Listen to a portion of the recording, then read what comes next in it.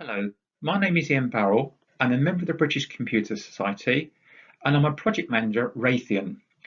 And I work in cyber security and on quite sophisticated sort of systems. I'm 62 and my apprenticeship dates were from 1977 to 1981 and I have 43 years of experience. The objective of my presentation is to help you make your choices as to what you want to do. So to explain how my apprenticeship helped me shape my career, to show how the skills I learnt helped me in the different jobs I've done, to explain that you never stop learning throughout your career and that you can achieve your aspirations.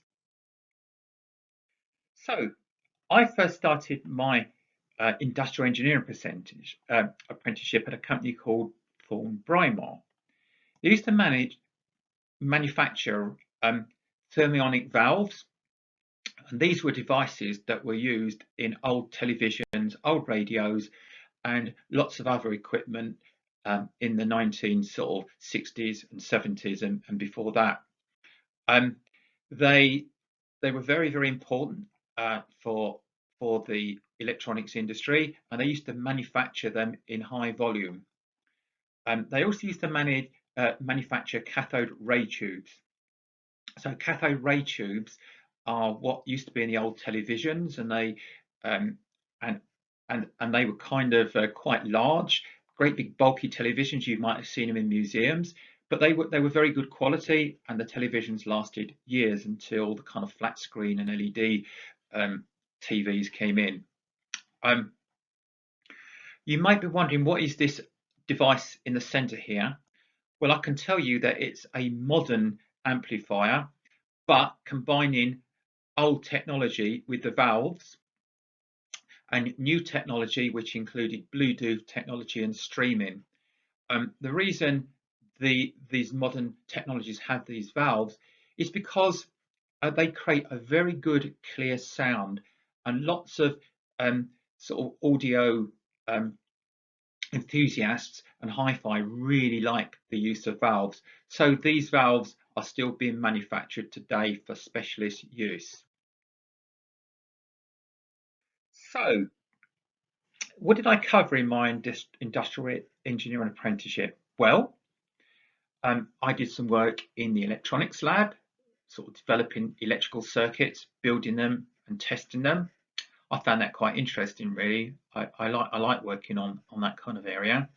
I did some work in the high vacuum technology, where lots of kind of quite advanced pumps were used to create high vacuums, and I used to kind of work on taking them apart, maintaining them, fixing them, just learning really about high vacuum technology. Again, it comes in useful later in my career. I did work on furnace design and maintenance. I really enjoyed that side of it as well, taking furnaces apart, building furnaces, installing them in the production line, and kind of making them work. Very important part of the process for conditioning the components. I did some work on the production line on component assembly. This is working with the production line staff, and you had to have really good people skills there, which I'll come to that later on. But I really enjoyed working and seeing how they did the job, helping them set up their equipment, and just kind of at that stage quite a junior member of the team, but with quite a bit of responsibility. I then spent some time in the drawing office as a drafts person as part of my training. I never really did enjoy that side of it, to be honest. It wasn't really me. However, I did learn some very useful skills on reading engineering drawings, able to do illustrations, and again, it's helped me in the future in my career. I also learned quite a bit of people skills. I think that's very important, and I want to park that for the time being, because in your apprenticeship, it is a really, really important thing to learn, and to learn quickly. I also learned good communication skills, kind of written, speaking, interacting with people, good teamwork. Obviously leadership, because you're working with people and you have to kind of, as an apprentice, advise them what to do, and you're managing tasks. I built up quite a bit of technical knowledge, and I also learnt about how production companies work and manufacturing, and I sort of picked up sort of mechanical and electrical skills that, again, was to benefit me in the future.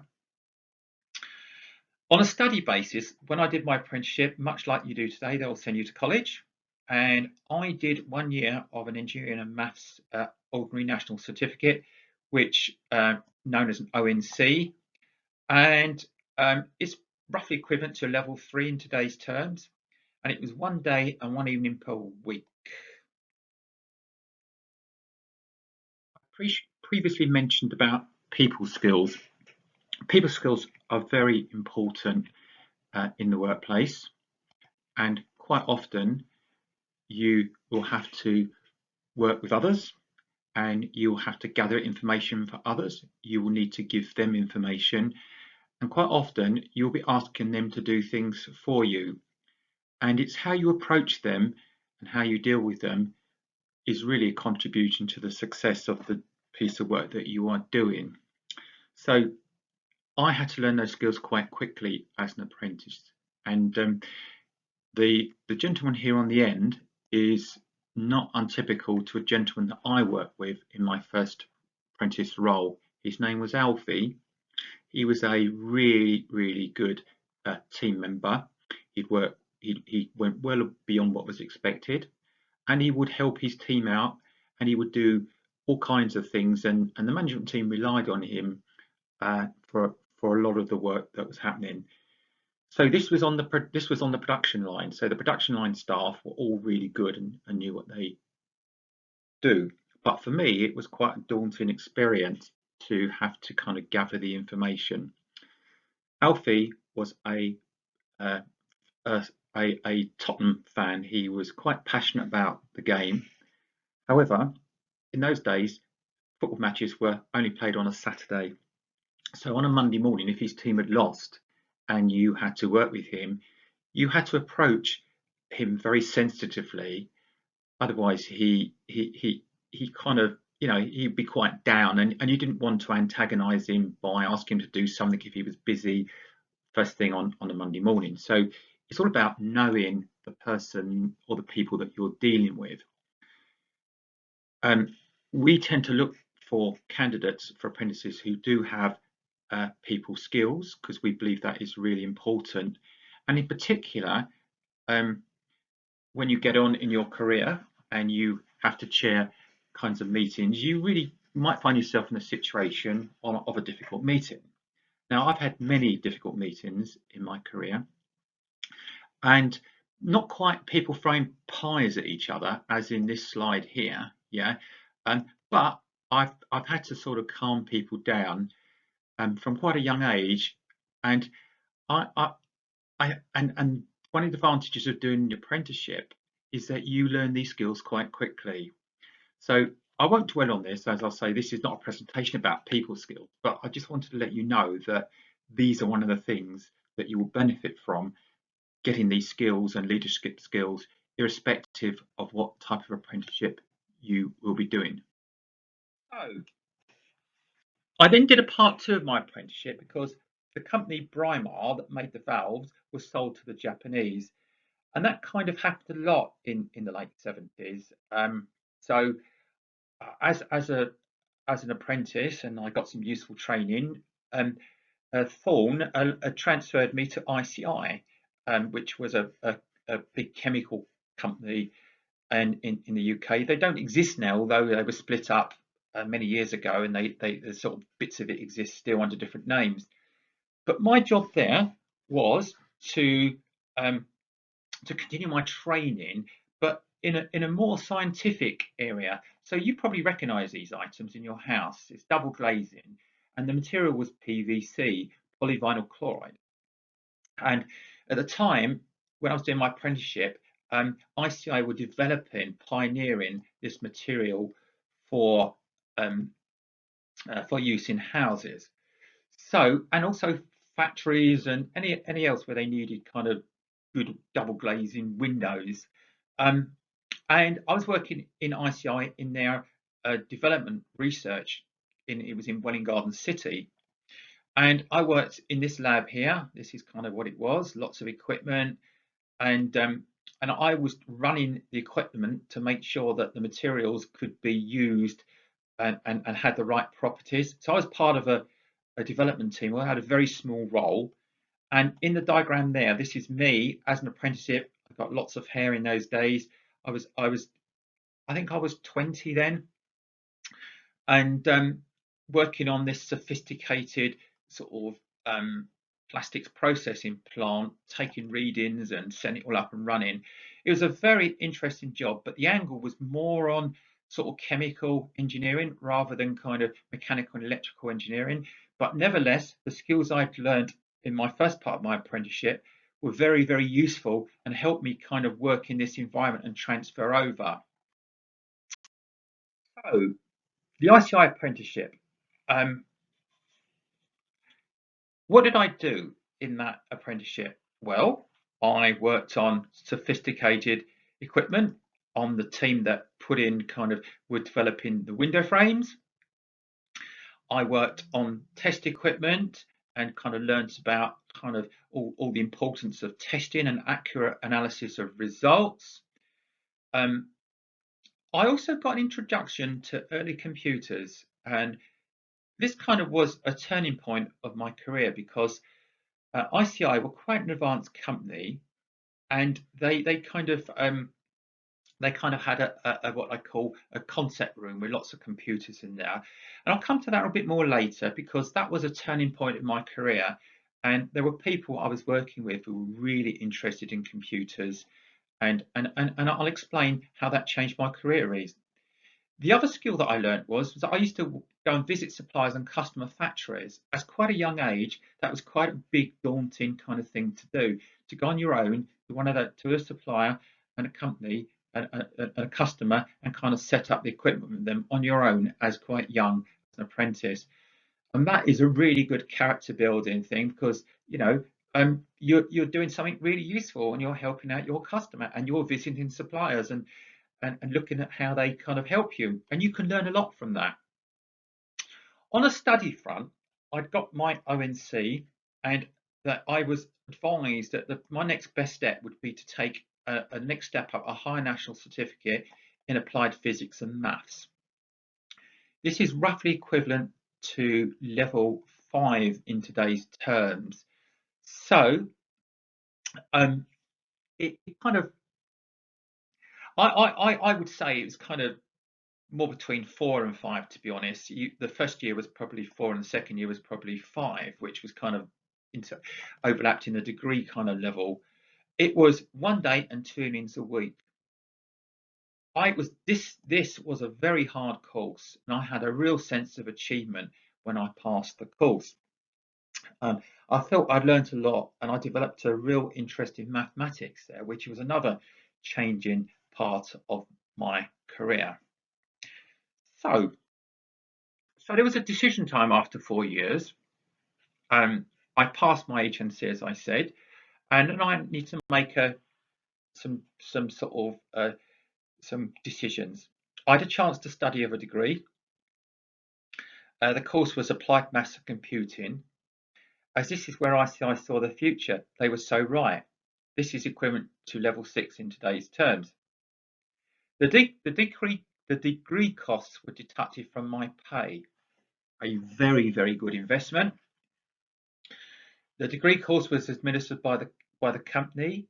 They had their own people there that kind of looked after it, and it had academic input from the University of London and the Open University. You've probably heard of the Open University, but in the 70s it was kind of quite new, and they were kind of feeling their way. And we used guest lecturers from a variety of institutions. So I felt that by taking this degree course, I was really, really honoured to meet some really good engineers and scientists who came to lecture to us. Some people from quite kind of, sort of famous institutions, and they come and talk to us at our evening classes. The apprenticeship gave me the confidence to go forward with the degree. Obviously, it was really hard work, And that's the thing I want to emphasize, this bit of really hard work, because you are studying whilst you are working, and at degree level there's no difference in level to if you went to university like full time. And you have to make that decision really, whether you want to kind of take the university route and really immerse yourself in study, or whether you want to kind of study and work at the same time. Okay, they both have their merits. For me, working and developing my kind of the working skills was really important to me than actually going to university full time. Okay, but my main interest was computers, so the degree was attractive to me to get some knowledge of computers. So a slight diversion here. So do you recognize these devices here? That's an iPad. They're iPads, okay, but they were predicted in a film called 2001: A Space Odyssey. This was in 1968. Now, as a young lad, I was 10 when I saw this film. I was so gripped by computers and the view of the future that I really wanted to, I always thought that I'd get into them, but there was not much opportunity when I started my apprenticeship, but the times were changing. Now, if you look, the iPad in 1968, was it Apple that invented it, or was it Stanley Kubrick, who was the director of this film? I was also interested in chess. And look, a chess on an iPad, yeah, I've only had that recently for the last sort of 5 or 6 years on my own iPad. And I was absolutely fascinated by computing. So, whilst I was working at ICI, I had my first ever introduction to computing. Did anyone ever seen these in the museum? It was a Commodore PET. They were quite high technology at the time, and I actually used to use it. You had a little tape drive here where you put your program in, and it wasn't like kind of the hard drive sort of thing. It was all done on tape, but they were quite sophisticated, and you could program in a language called BASIC. I mentioned on about the concept room in ICI where I used to kind of go in and play around with the computing there. As apprentices, we could do that. So this was an HP 300, absolutely fascinating because you could play chess on it in 1979, and I could never beat it, and it was always on its highest level. It wasn't like today's computers. Yeah, I'd come out there if I was playing chess in my lunchtime feeling absolutely demoralized, but my interest in computing grew and grew and grew. And the beauty of this time, is that with a company like ICI, you could really learn things and set the direction of your career. So I owe them my first ever introduction into computing. So I took a decision then to leave ICI, and I got a job at a company called Cambridge Instruments as my first job as an engineer. So at Cambridge Instruments were a kind of interesting outfit, but the bit I used to work in, they used to make equipment for growing crystals for the semiconductor industry.